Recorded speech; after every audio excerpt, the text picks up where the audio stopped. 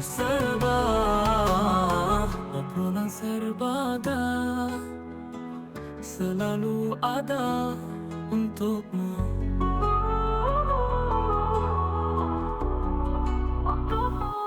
Assalamualaikum warahmatullahi wabarakatuh. Halo Sobat Kom dimanapun kalian berada. Berjumpa lagi dengan saya Anissa di podcast Serba, obrolan serba ada. Alhamdulillahirrabbilalamin, senang banget bisa kembali menyapa Sobat Kom dimanapun kalian berada. Tentunya yang selalu setia menemani Anis di podcast Serba ini. Dan semoga buat teman-teman Sobat Kom yang lagi nonton, yang lagi berpuasa hari ini, semoga dimudahkan dan dilancarkan ibadah puasanya, dan kita bisa menunaikan ibadah puasa sampai nanti tuntas bertemu dengan Hari Raya Idul Fitri. Amin ya rabbal alamin. Baik teman-teman, pada kesempatan kali ini, episode kali ini Anis sudah bersama dengan sosok yang luar biasa. Beliau merupakan Wakil Ketua Umum MUI Kota Bontang. Selanjutnya beliau juga merupakan pengurus FKUB Kota Bontang dan juga merupakan anggota Mubalik dari BKDIB. Dan Masya Allah luar biasa, beliau ini juga merupakan ustadz yang sering atau rutin memandu pengucapan 2 kalimat syahadat bagi masyarakat yang mau memeluk agama Islam di Masjid Baitur Rahman PKT. Nah, kita sudah kedatangan Ustadz Jamariah BA. Selamat datang Ustadz. Masya Allah, terima kasih Ustadz sudah hadir di podcast Serba pada kesempatan kali ini. Dan kita nanti akan berbagi membahas tentang pemaparan yang akan Ustadz sampaikan. Nah, pada episode kali ini Ustadz kita akan membahas tentang makna bulan suci Ramadan. Nah, mungkin di luar sana atau Sobat Kom yang lagi nonton mungkin masih memaknai Ramadan ini hanya sekedar puasa, tarawih, dan sahur Ustaz. Nah mungkin ada makna yang lebih dalam sebenarnya terkait tentang bulan suci Ramadan tersebut. Nah mungkin Ustaz bisa langsung menyampaikan seperti apa sih makna yang sebenarnya. Silakan. Assalamualaikum warahmatullahi wabarakatuh. Waalaikumsalam warahmatullahi wabarakatuh. Alhamdulillahilladzi ja'ala syahra Ramadan sayyidus syuhur. Asyhadu an la ilaha illallah wahdahu la syarikalah syahadatan tanji qailaha min azabin nazim. Wa asyhadu anna Muhammadan abduhu wa rasuluhu wallazi arsalahu ilan nasi kaffatan basyiran wa nadhira. Allahumma salli wa sallim wa barik ala sayyidina nabiyina Muhammadin sallallahu alaihi wasallam wa ala alihi wa sahbihi ajma'in ba'du. Jamaah dan para pendengar yang kami muliakan, pada kesempatan yang berbahagia ini saya akan mengomentari sekelumit tentang persoalan makna kata Ramadan. Kata Ramadan tentu di dalam Al-Quran itu diungkapkan oleh Allah dalam surah Al-Baqarah ayat 185. Syahrul Ramadan alladzi unsila fil Qur'an. Pada bulan suci Ramadan kami turunkan Al-Quran. Jadi dalam Al-Quran sendiri itu Allah menyebut nama bulan sebagai Ramadan. Namun selama ini kaum muslimin di mana-mana, pandangan dan pemahaman mereka tentang Ramadan itu adalah puasa, salat tarawih. Nah, untuk memahami tentang kata Ramadan, jadi asal muasalnya adalah Ramadan adalah kata mufrad itu. Kalau Ramadan itu berarti panas. Jadi orang Arab itu cenderung Ramadan itu adalah panas. Karena dipahami bersama bahwa di tanah Arab itu kalau musim panas itu bisa lebih daripada 50 Celcius derajat. Begitu panasnya. Nah di dalam Al-Quran itu dan hadis Nabi ditambah dengan alif dan nah. Jadinya Ramadan.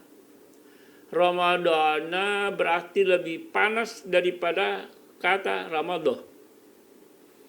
Kalau Ramadan itu panasnya sekitar 70-80 Celcius derajat itu.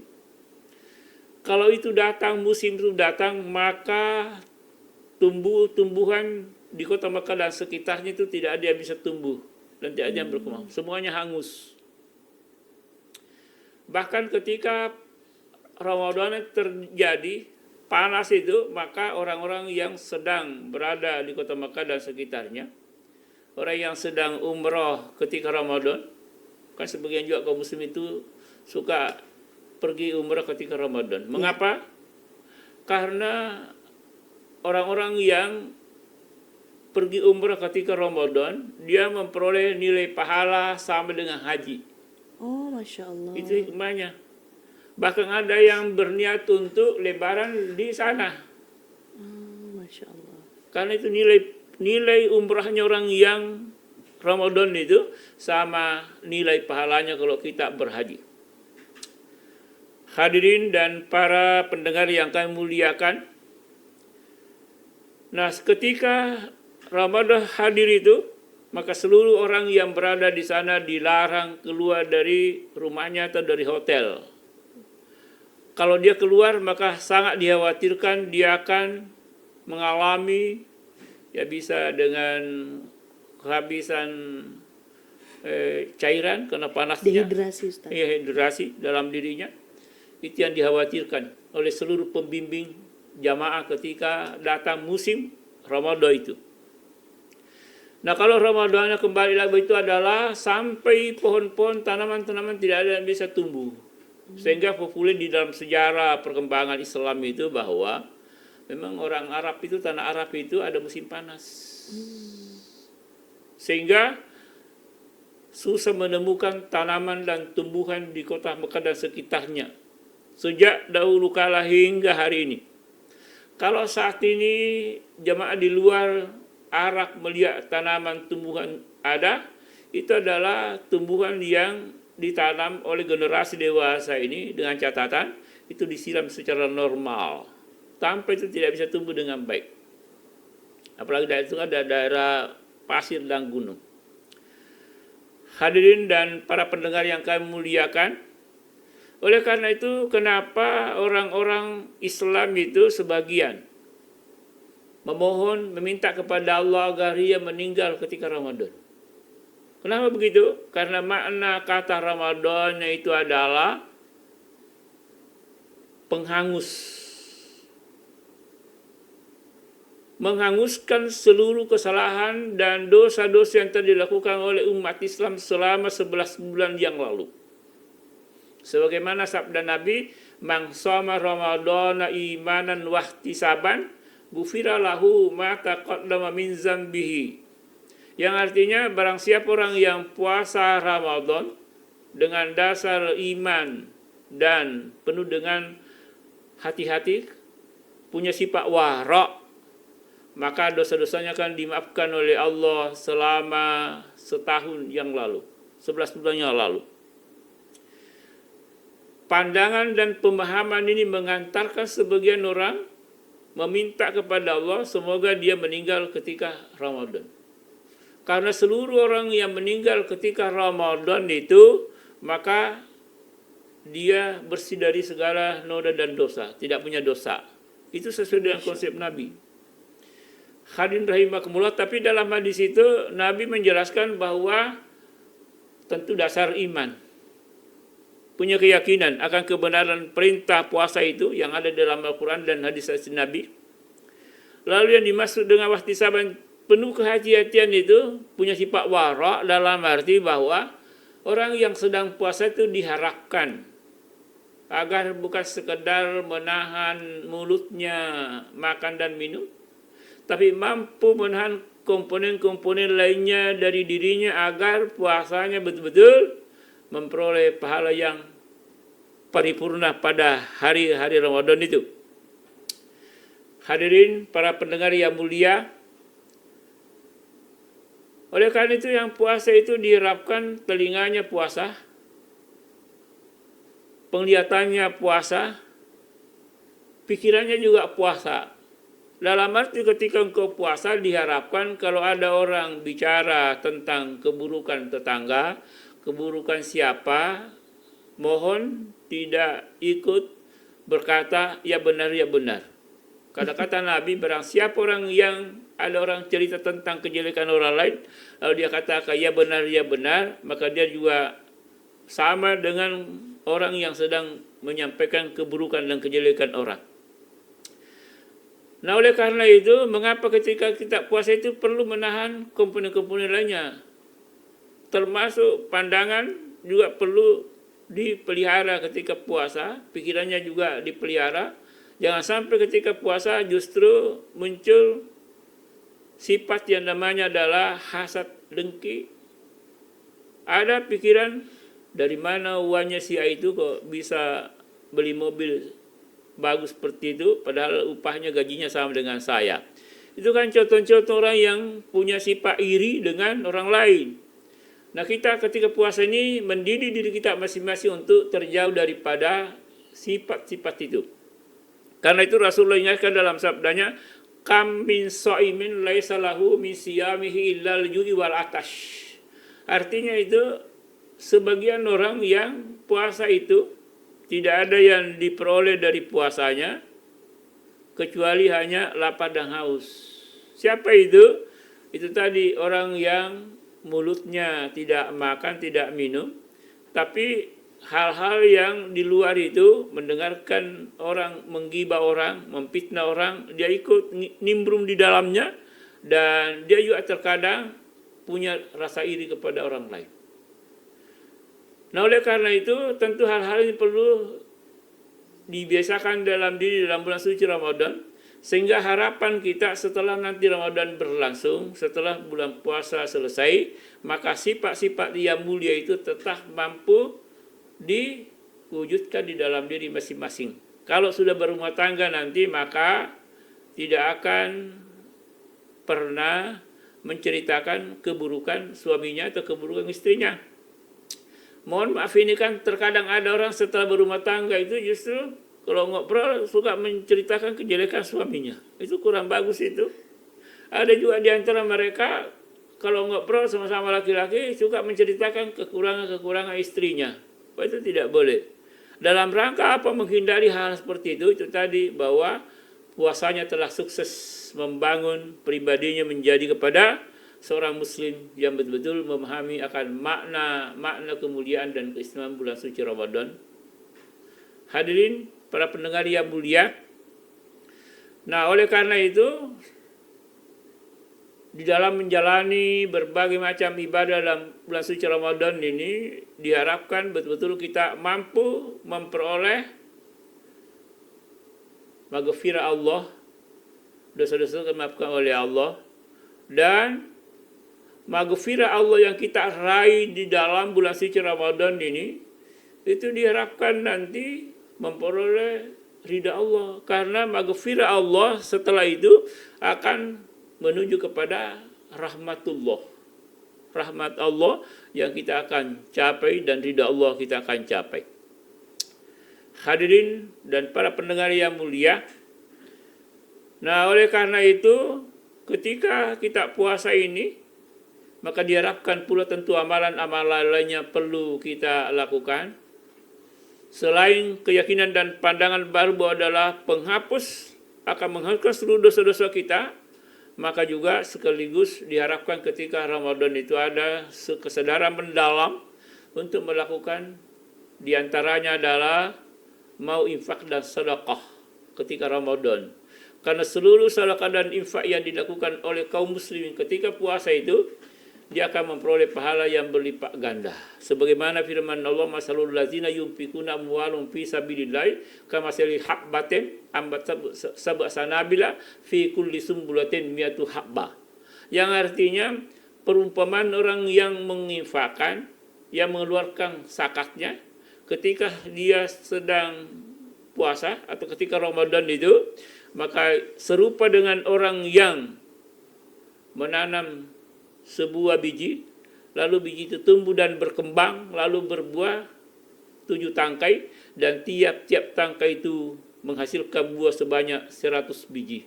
Logikanya, kalau engkau pandai-pandai menabur benih kemuliaan, kebaikan, sedekah dan zakat Ramadan, maka engkau akan memperoleh pahala minimal 700 kali lipat. Masya Allah. Mudah-mudahan apa yang saya sampaikan punya nilai manfaat bagi seluruh jamaah dan para pendengar. Dan mohon maaf jika ada kata dan kalimat yang kurang berkenan. Wabillahi taufiq wal hidayah. Assalamualaikum warahmatullahi wabarakatuh. Waalaikumsalam warahmatullahi wabarakatuh. Baik Ustadz, luar biasa pemaparannya tentang memaknai Ramadan ya. Dan ini saya punya satu pertanyaan nih Ustadz.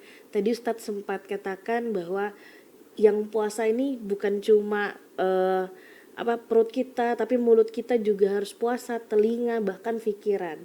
Nah, gimana nih Ustadz, langkah apa yang bisa kita lakukan untuk pikiran kita nih juga ikut puasa nih? Kadang kita masih, ya itu tadi, hal-hal yang tidak ingin terlintas tiba-tiba terfikirkan.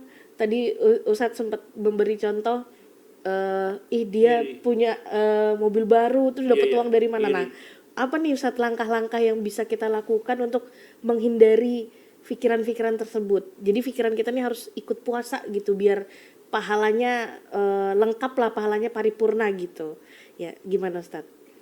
Kalau di dalam hadis Nabi Ya.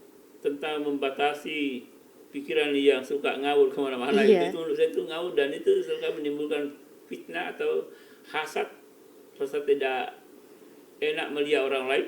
Maka Nabi jelaskan begini, unsuru ila man huwa asfala minkum wala tansuru ila man huwa fawqakum. Artinya apa?